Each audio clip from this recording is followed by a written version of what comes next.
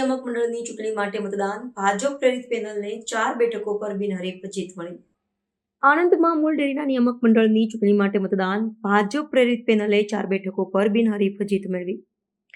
વિશ્વવિખ્યાત અમૂલ ડેરીના નિયામક મંડળની ચૂંટણી માટે આજે મતદાન પ્રક્રિયા યોજાઈ. ખેડા અને આણંદ જિલ્લામાં આવેલા મહત્વપૂર્ણ સહકારી સંસ્થાના 12 બેઠકો માટે યોજાયેલી આ ચૂંટણીમાં સહકારી રાજકારણ ગરમાયું હતું.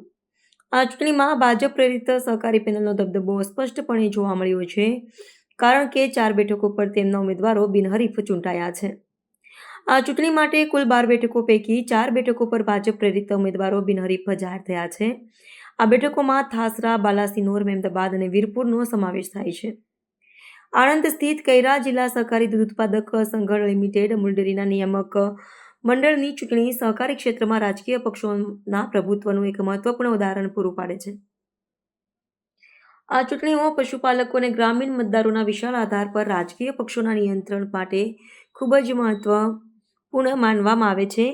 બાકીની બેઠકો પર આજે મતદાન યોજાયું હતું અને ચૂંટણીના પરિણામો તારીખ 12મી સપ્ટેમ્બરે જાહેર કરવામાં આવશે. ભાજપની પેનલ 4 બેઠકો પર વિજય થતાં તેમનો દબદબો વધુ મજબૂત બન્યો છે. જોકે અન્ય બેઠકો પર પણ કોંગ્રેસ પ્રેરિત ઉમેદવારો મેદાનમાં છે, જેના કારણે સ્પર્ધા રસપ્રદ બની રહી છે.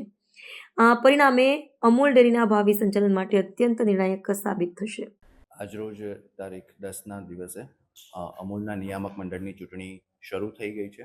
દરેક મતદાન મથક પર મતપેટીઓ મતદાન એજન્ટની સમક્ષ સીલ કરી અને મતદાનની પ્રક્રિયા હાલ ચાલુ કરેલ છે.